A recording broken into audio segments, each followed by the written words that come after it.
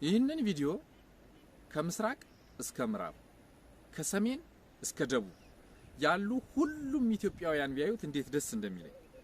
ምክንያቱም በዛሬው ቆይታችን የምንመለከተው የኢዮብ ታሪክ ከናት ሀገራችን ከኢትዮጵያ ነባራዊ ሁኔታ ጋር ያለውን ታሪካዊ ቁርኝት ይሆናል ማለት ነው። ይህንን ቪዲዮ እስከ መጨረሻው ተከታትላችሁ ለሰዎች የሚጠቅም ሐሳብ ካገኛችሁበት ዩቲዩብንም ሰብስክራይብ በማድረግ ቪዲዮንም ሼር በማድረግ ለሌሎች የበኩላችሁን ማህበራዊ ኃላፊነት እንድትወጡ በእግዚአብሔር ስም አደራ እያልኩኝ የኢዮብ ታሪክ የት ጀመረ፣ የኢዮብ ፈተና የት ጀመረ የሚለውን ከመዳሰስ ብንጀምር ደስ ይለኛል። አሁን ይህንን ታሪክ አታውቁትም ብዬ አይደለም የማወራችሁ፣ ግን ትኩረት እንድታረጉበት ስለፈለኩ ነው። በእርግጠኝነት ይሄ ግጥምጥሞች ብቻ አይደለም፣ በደንብ ካስተዋል ነው ማለት ነው። ትኩረት እንድናደርግበት በደንብ እንድንረዳውና ችላ እንዳንለው እንጂ የኢዮብን ታሪክ ብዙዎቻችሁ ከኔ በላይ ታውቁታላችሁ፣ ግን አንዳንዴ አናስተውልም። በህይወታችንም ትልቅ እንቅፋት ብዙ ጊዜ አይመታን። ትልቅ ከመሆኑ የተነሳ እናየዋለን፣ ከቻልን እናነሳዋለን፣ ካልቻል ዘለነው እንሄዳለን ወይ አቅጣጫ እንቀይራለን። ትንሿ እንቅፋት ግን የማትታየው ጥፍራችንን አውልቃ እንዳይሆን አድርጋ ለብዙ ቀን ጫማ እንዳንለብስ ለህመም ምክንያት ትሆነናለች ማለት ነው። ስለዚህ እንድናስተውል ስለፈለኩ እንጂ የኢዮብን ታሪክ ስለማታውቁት አይደለም። ግን የኢዮብ ታሪክ አሁን ኢትዮጵያ ካለችበት ነባራዊ ሁኔታ ጋር ምን አይነት ዝምድና አለው? የኢዮብ ፈተናስ የት ነው የሚጀምረው? ከዕለታት አንድ ቀን የእግዚአብሔር ልጆች በእግዚአብሔር ፊት ለመቆም ሄዱ። ሰይጣንም እንዲሁ በመካከላቸው ተገኘ። እግዚአብሔርም አንተ ደግሞ ከወዴት መጣህ ሲል ጠየቀው። ሰይጣንም ምድርንም ዞርኳት በሷም ላይ ተመላለስኩ አለ። እግዚአብሔርም በእውኑ ባሪያዬ ኢዮብን አየኸው? እንደሱ ቅንና ፍጹም ሰው የለም አለው። ሰይጣንም እንዲህ ሲል መለሰለት፣ በእውኑ ኢዮብ ቅንና ፍጹም ቢሆን በከንቱ ነውን? በዙሪያው ያለውን ጠብቀህለታል፣ በእጁ ያለውን ባርከህለታል፣ ሀብቱም በምድር ላይ በስቷል። እንግዲህ ኢዮብ ኦስ በሚባል ሀገር በምስራቃዊ ክፍል በጣም ባለጸጋ ሀብታም ስለነበረ ማለት ነው። ነገር ግን እጅን አንስተህ ሀብቱን ብትዳስስ እውነት እውነት እልሃለሁ አፍ አውጥቶ ይሰድብሃል አለው።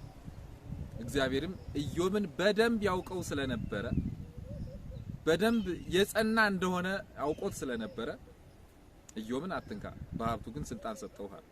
በዛን ወቅት ኢዮብ 7000 በጎች ነበሩት፣ 3000 ግመሎች ነበሩት፣ 500 ጥማድ በሬዎች ነበሩት፣ 500 እንስት አህዮች ነበሩት፣ 3 ሴት ልጆች ነበሩት፣ 7 ወንድ ልጆች ነበሩት። እና ሰይጣንም ተልኮውን ይዞ ወደ ኢዮብ ሄደ። ከዛ አንድ ቀን ኢዮብ ብቻውን በተቀመጠበት አንድ መላእክተኛ መጣ። የኢዮብን በር ቆረቆረ። ከሰማይ የወረደች እሳት 7000 በጎችን ጨረሰች፣ እረኞቹንም በላች አለው ያ መልእክተኛ። እኔም ላንተ ነግር ዘንድ ከዛ አምልጬ መጣሁ አለው። ይህንን ነግሮት ሳይጨርስ ሌላ መልእክተኛ መጣ። የሳባ ሰዎች ያንተ ሰራተኞች ያንተ ሎሌዎች በጣም ብዙ አገልጋዮችም ስለነበሩት 500 ጥማድ በሬዎቹን ይዘው ሄደው ስለነበረ በዛ ያርሱ ነበረ። 500 አህዮቹም እንስት አህዮቹም ነበሩ እና የሳባ ሰዎች መጥተው በእነሱ ላይ አደጋ ጣሉ። 500 ጥማድ በሬዎቹንም ወሰዱ፣ እንስት አህዮቹንም ወሰዱ፣ ጠባቂዎቻችንን በሰይፍ ገደሉ አሉ። ሁለተኛ መርዶ መጣ። ያንን አውርቶ ሳይጨርስ ሌላ መልእክተኛ መጣ። አስቡት፣ የከለዳውያን ሰዎች በግመሎች ላይ አደጋ ጣሉ። በ3 ረድፍ ተከፍለው አደጋ ጣሉ፣ ጠባቂዎቻቸውንም ገደሏቸው፣ 3000 ግመሎችንም ይዘው ሄዱ አሉ። አሁንም ያንን ተናግሮ ሳይጨርስ ሌላ መልእክተኛ መጣ። ሁሉም ልጆችህ በታላቅ ወንድማቸው ቤት ምግብ ይበሉ ወይን ይጠጡ ነበረ እና ከሆነ ምድረ በዳ የተነሳ ነፋስ መጥቶ የቤቱን 4 ማዕዘን መታው። ቤቱም በእነሱ ላይ ወደቀ፣ በብላቴናዎቹ ላይ ወደቀ፣ ልጆቹም ሞቷል። አስባችሁታል በአንድ ቀን ስንት መርዶ እንደገጠመው? ከዛ በኋላ ኢዮብም መጎናጸፊያውን ቀደደ፣ ራሱን ተላጨ፣ ወደ ምድር ተደፍቶ አለቀሰ፣ አነባ። ግን እንዲህ ሲል መለሰ፣ ወደዚህ ምድር ራቁቴን መጣሁ፣ ራቁቴንም እንዲሁ ሄዳለሁ። እግዚአብሔር ሰጠ፣ እግዚአብሔር ነሳ፣ የእግዚአብሔር ስም የተመሰገነ ይሁናል። ሰይጣንም በዚህ አፈረ። ከዛ በኋላ ድጋሜ ሌላ ፈተና መጣበት። አሁን ሰይጣንም ሄዶ በእግዚአብሔር ፊት አይ ጤናውን እጅን አንስተ ጤናውን ብትዳብስ ግን የእውነት አፋውቶ ይሰድብሃል አለ። ነብሱን እንዳትነካ በሌላው ግን ስልጣን ሰጠው አለ። ሄደ ከላይ ከግር ጥፍሩ እስከ ራስ ጸጉሩ የቁስል ደዌ ያወረደበት ገል አንስቶ ስጋውን እስኪፍቅ ድረስ ማለት ነው። በጣም ዘግናኝ ሁኔታ አስባችሁታል? አመድ ላይ ተቀምጦ በቅርቡ ሰዎችም ተፈትኗል። በጣም በልጆቹ እናት በሚስቱ ተፈትኗል፣ በባለቤቱ ተፈትኗል። እስኪ አንድ ቀን አሁንም ተመስገን ይል ነበር ኢዮብ ተመስገን ይል ነበርና እስኪ አንድ ቀን እንኳን አምላክህን ሰድበህ ሙት አለችው። አንቺ ከሰነፎቹ ሴት እንዳንዷ ተናገርሽ ሲል መለሰላት። ከእግዚአብሔር ዘንድ በጎውን ብቻ ነው እንዴ የምንቀበለው? ስለምን ክፉን ሳንቀበልም ማለት በሱ ጸንቶ ቆመ።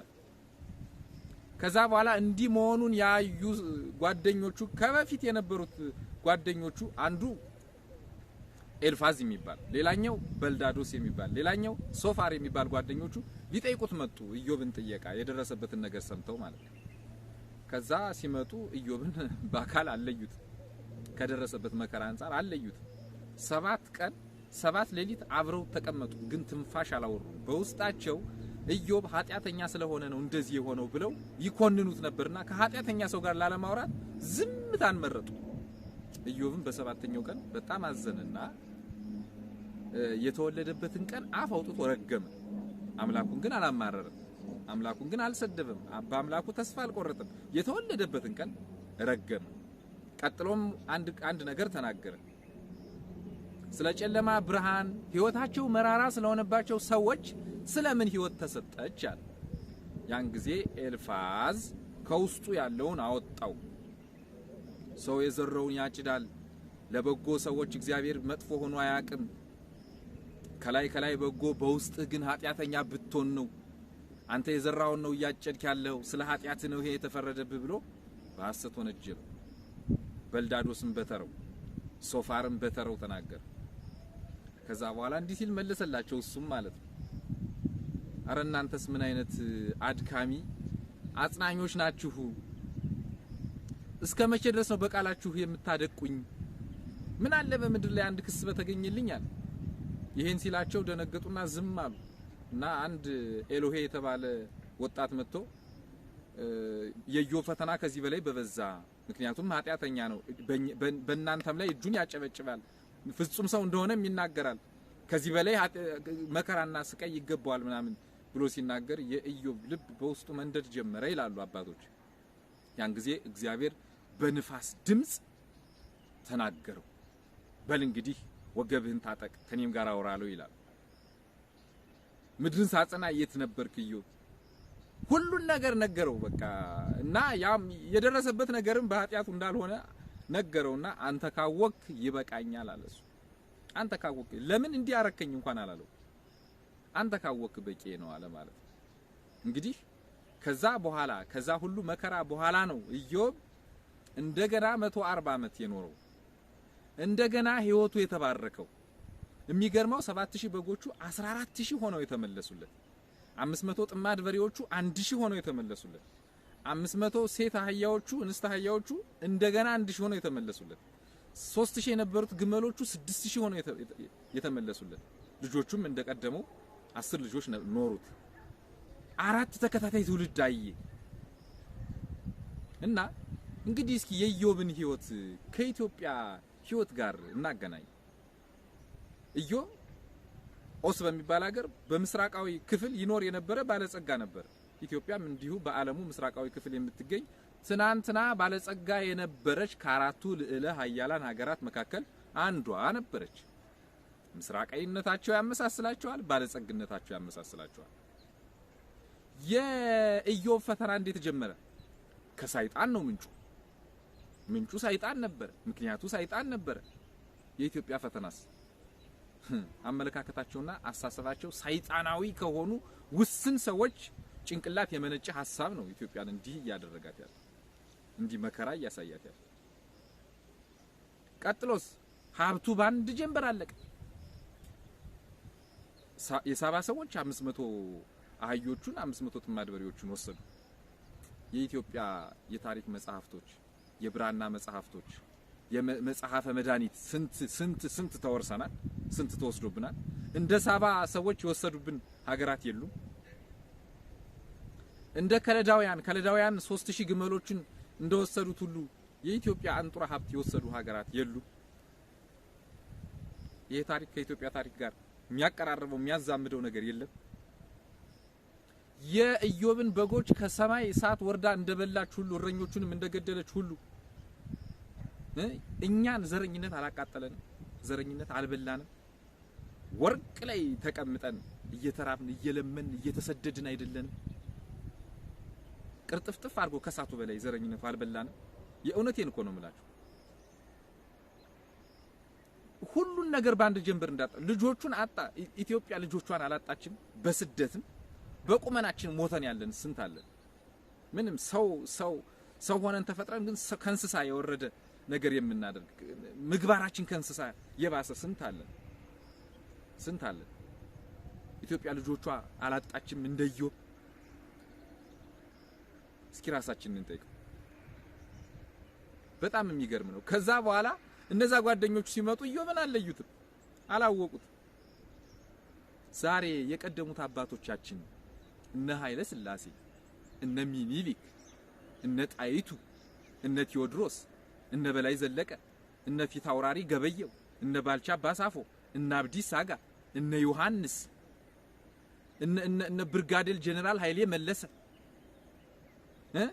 እነዛ ሁሉ ቢመጡ አሁን ኢትዮጵያን ያውቋታል። እግዚአብሔር እንደ አላዛር ከመቃብር ቢያስነሳቸው፣ እንደ ዮሴፍ ከመቃብር ቢያስነሳቸው እቺን ሀገር ያውቋታል። እነ በልዳዶስ እነ ሶፋርና እነ ኤልፋዝ ጓደኛቸውን እንዳላወቁት ሁሉ እነ ቴዎድሮስ እቺን ሀገር አሁን አያውቋትም። በታሪክ ማለት ይሄ ታሪክ ሳያመሳስለን ሶስቱ ጓደኞቹ ደግሞ በስህተት ፈርጀውት ነበር አይደለ? ኃጢያተኛ አርገውት ነበር፣ በደለኛ አርገውት ነበር። ኢትዮጵያን የሐሰት ክስ የሚከሷት ስንት ሀገራት አሉ፣ ስንት ሰዎች አሉ። ለሀገሪቱ መውደቅ አንድ እምነት ላይ ትኩረት የሚያደርጉ ስንት ሰዎች አሉ። በሐሰት የኢትዮጵያ የድህነት ምንጭ አርገው የሚቆጥሩ ማለት ነው። ስንት የሐሰት የሚከሱን ሰዎች አሉ።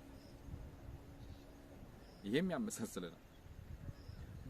በቅርቡ በግራ ጎኑ የተፈተነው ኢዮብ፣ በባለቤቱ የተፈተነው ኢዮብ፣ እኛ አጠገባችን ባሉ ሰዎች ስንት ተፈትነናል። አይ ብለን በቤተሰቦቻችን እንትናን ጓደኛ አታድርግ፣ እሱ እኮ ኦሮሞ ነው ስንት ተብለናል። እሱ እኮ ትግሬ ነው ስንት ተብለናል። እሱ እኮ አማራ ነው ጓደኛ ሊሆን አይገባም ስንት ተብለናል። እሷንማ አታገባም፣ በታሪክ የዘርህን ነው የምታገባ ስንት ተብለናል። በምንቀርባቸው በእናት አባቶቻችን ማለት ነው። ልክ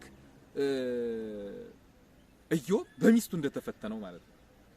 ኢዮብ ግን ፈተናውን አለፈ። አንቺ እንደ ሰነፎቹ ሴት እንዳንዷ ተናገርሽ ነው ያለው። እኛ ግን ከዛ ፈተና አምልጠናል። ልባችንን ሳይሆን አጠገባችን ያሉ ሰዎች ሰምተን የዘረኝነት ቋት ውስጥ አልገባንም። ዳይቭ እስኪ ራሳችንን እንጠይቅ። የኢዮብ ታሪክ ከኢትዮጵያ ታሪክ ጋር በብዙ መንገድ ሳይሆን በሁሉም መንገድ ይመሳሰላል በደንብ ማለት ነው። እንግዲህ እንዲለያይ የምናደርገው አጨራረሳችንን ካበላሽን ታሪካችን ተለያየ ማለት ነው። ወደ ግራና ወደ ቀኝ ሄደ ማለት ነው። እስከ መጨረሻው ኢዮብ የተደገፈውን መደገፍ ከቻልን ደግሞ ያ ባለጸግነታችን ይመለሳል ማለት ነው። ያ ታላቅነታችን ይመለሳል ማለት ነው። ይሄ ፈተና የሚያበረታን ፈተና ይሆናል ማለት ነው። አሁን የሚሰሙ ድምጾች አጠቃላይ ይጠፋሉ ማለት ነው። ከዛ በኋላ እኮ ነው ኢዮብ የራቁት ሁሉ የመጡት፣ የከዱት ቤተሰቦች ሁሉ የመጡት፣ አጠገቡ የነበሩ ሰዎች ሁሉ እንደገና የመጡት፣ ርቀው የነበሩት እኮ እንደገና የመጡት። 4 ትውልድ ማየት አስባችሁታል? ያንን ዘመን ያምጣልን። የእውነት ኢትዮጵያ ሰላሟ መጥቶ ስላላት ሀብት ልጆቿ ማውራት የጀመሩ ቀን ታሪክ ይቀየራል። ዘረኝነትን ወደ ጎን ትተው ስራ ላይ የተጠመርን ቀን አባይ ብቻ ይበቃናል፣ ጣና ብቻ ይበቃናል። የእውነት ማለት ነው። ያልተነካው የተፈጥሮ ሀብታችን ደቡብ ወሎ ላይ አሁን በቅርቡ የፈነደው ነዳጅ፣ ስለዛ እኮ እናወራ ነበር። ግን ጠላቶቻችን የሚሰጡን አጀንዳ ስራ ላይ አቅማችንን እንድናውል አይደለም፣ ስራ ፈት እንድንሆን፣ ምግብ መብላት ስንችል ሰው እንድንበላ እና አደራ ማለት የምፈልገው አጨራረሳችን የኢዮብ እንዲሆን እባካችሁ ኢትዮጵያውያን ከጫፍ ጫፍ ያላችሁ ከኢዮብ ታሪክ እንማር። እግዚአብሔርን የተደገፈ ሰው እኮ መቼም ወድቆ አያውቅም። እስኪ አንድ ታሪክ አንሱ እስኪ ሁላችንም ተስፋችንን እሱን እናድርግ። የሁሉ ጊዜ አልፎ መልካም ቀን ሊያሳየን እንደሚችል እንመን። ያን ስናደርግ ታሪክ ይቀየራል እና የኢዮብ ታሪክ ከኢትዮጵያ ታሪክ ጋር እስካሁን ያለው ተመሳሳይ ነው። አጨራረሳችንን ግን እናሳምር ማለት ፈልጋለሁ።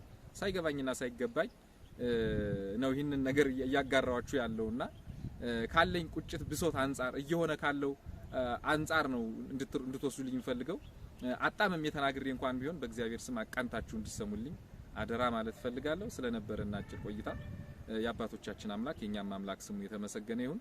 በቀጣይ ቪዲዮ እስከምንገናኝ መልካም ጊዜ ይሁንላችሁ።